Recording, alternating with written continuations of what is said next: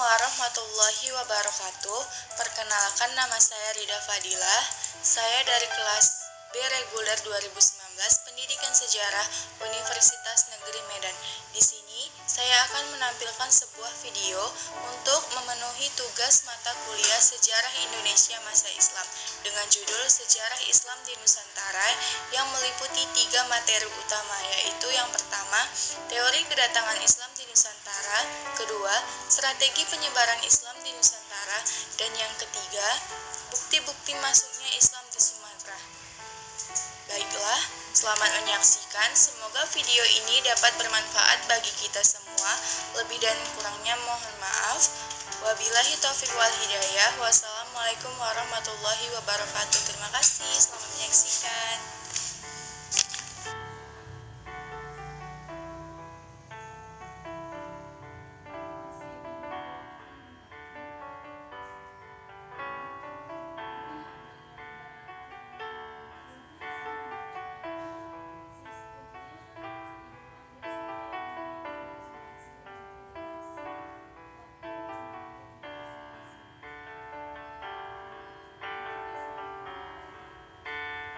Pertama, teori kedatangan Islam di Nusantara. 1.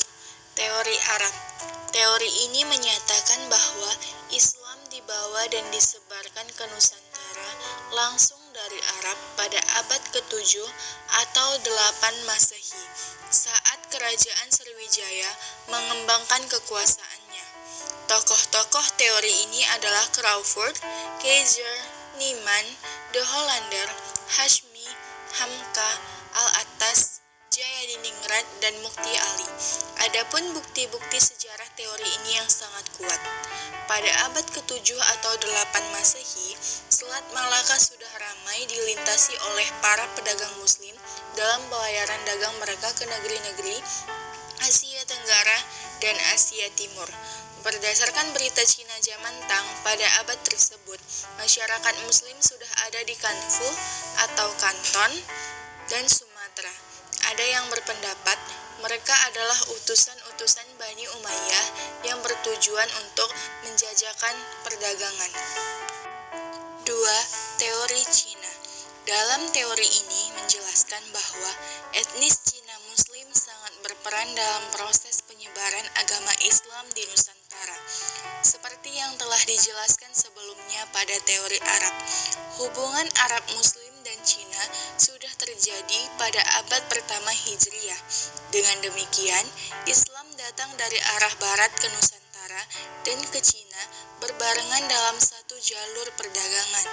Islam datang ke Cina di Kanton atau Guangzhou pada masa pemerintahan Taizong tahun 627 sampai 650 dari dinasti Tang, dan datang ke Nusantara di Pulau Sumatera pada masa kekuasaan Sriwijaya, sedangkan ke Pulau Jawa pada tahun 674 Masehi berdasarkan kedatangan utusan Raja Arab bernama Taceh atau Tasi ke kerajaan Kalingga yang diperintah oleh Ratu Sima. 3. Teori Persia. Berbeda dengan teori sebelumnya, teori Persia lebih merujuk kepada aspek bahasa yang menunjukkan bahwa Islam telah masuk ke Nusantara dan bahasanya telah diserap, seperti kata abdas yang dipakai oleh masyarakat Sunda merupakan serapan dari Persia yang berarti wudhu. Bukti lain pengaruh bahasa Persia adalah bahasa Arab yang digunakan masyarakat Nusantara, seperti kata-kata yang berakhiran ta marbutoh apabila dalam keadaan wakaf dibaca ha, seperti sholatun dibaca sholah, namun dalam bahasa Nusantara dibaca sholat, zakat, tobat, dan lain-lain. 4. Teori India. Teori ini menyatakan Islam datang ke Nusantara bukan langsung dari Arab, melainkan melalui India pada abad ke-13. Dalam teori ini disebut 5 tempat asal Islam di India, yaitu Gujarat, Kambai, Malabar, Coromandel, dan Bengal. Teori India yang menjelaskan Islam berasal dari Gujarat terbukti mempunyai beberapa kelemahan. Hal ini dibuktikan oleh Morrison dengan argumennya yaitu, meskipun batu-batu nisan yang ditemukan di tempat-tempat tertentu di Nusantara boleh jadi berasal dari Gujarat atau Bengal, seperti yang dikatakan Fatimi, itu tidak lantas berarti Islam juga didatangkan dari sana.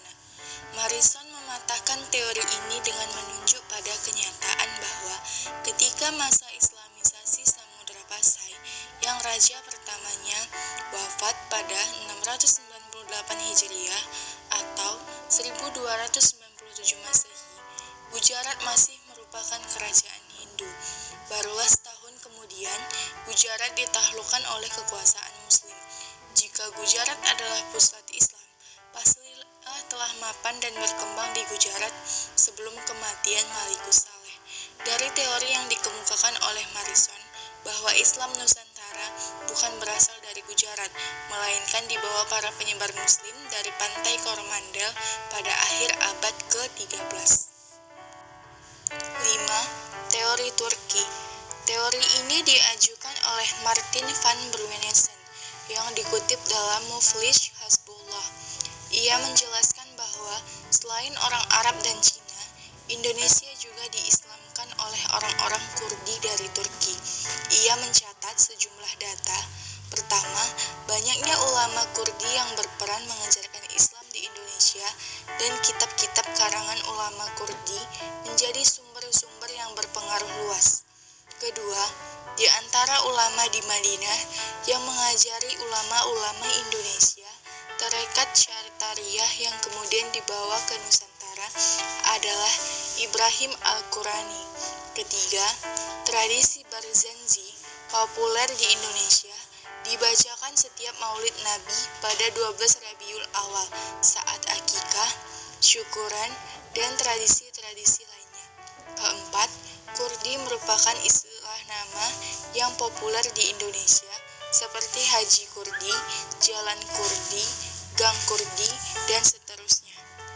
2. Strategi penyebaran Islam di Nusantara. Jalur perdagangan. Awalnya, Islam merupakan komunitas kecil yang kurang berarti.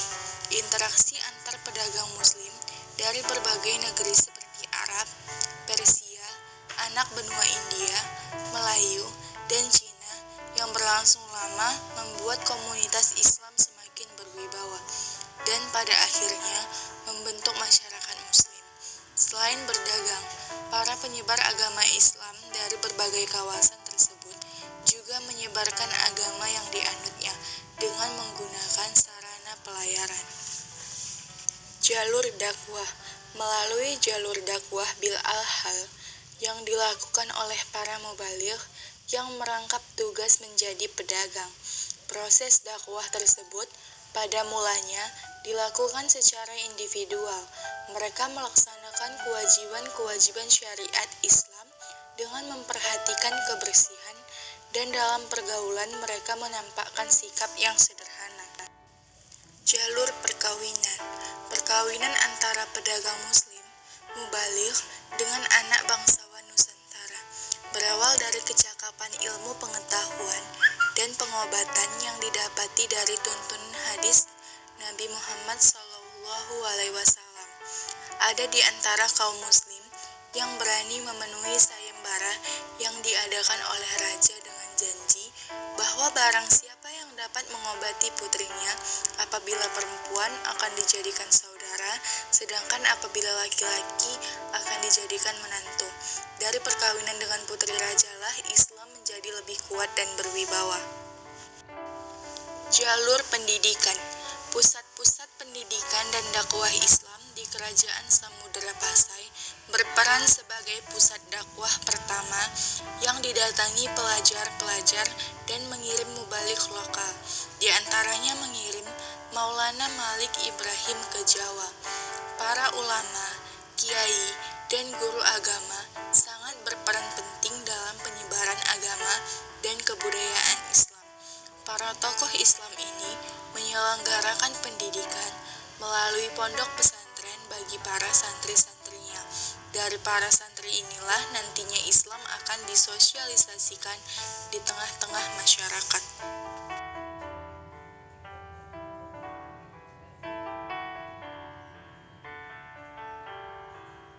Jalur seni dan budaya. Islamisasi melalui bidang seni budaya dapat dilakukan melalui beberapa cara seperti seni bangunan, seni pahat atau ukir, tari, musik, dan sastra. Saluran seni yang paling terkenal adalah pertunjukan wayang dan musik. Sunan Kalijaga merupakan salah satu wali yang aktif menyebarkan Islam dengan menggunakan sarana wayang. Sementara untuk musik, banyak dilakukan oleh Sunan Bonang. Karya Sunan Bonang yang paling populer adalah Tombo Ati, hingga hari ini masih dinyanyikan orang-orang. 3. Bukti masuknya Islam. Bukti-bukti masuknya Islam di Sumatera ada 4. 1. Berita Cina zaman Tang tentang adanya masyarakat muslim di daerah Kerajaan Sriwijaya sejak abad ke-7 Masehi. 2. Berita Marco Polo yang singgah di Berlak, sebuah kota muslim di Aceh pada tahun 1292 Masehi. 3. Berita Tome Pires pada tahun 1512 sampai 1515 yang di dalam tulisannya Suma Oriental menuliskan bahwa di bagian pesisir Sumatera Utara dan Timur, yaitu mulai dari Aceh sampai dengan Palembang, sudah banyak masyarakat dan kerajaan-kerajaan Islam. 4. Berita dari Ibnu Batutah yang menyatakan bahwa ia mengunjungi kerajaan Islam Samudra Pasai pada tahun 1345. Demikianlah video yang dapat saya tampilkan. Terima kasih atas perhatiannya. Lebih dan kurangnya saya mohon maaf. Wabillahi taufik wal hidayah. Wassalamualaikum warahmatullahi wabarakatuh. Terima kasih.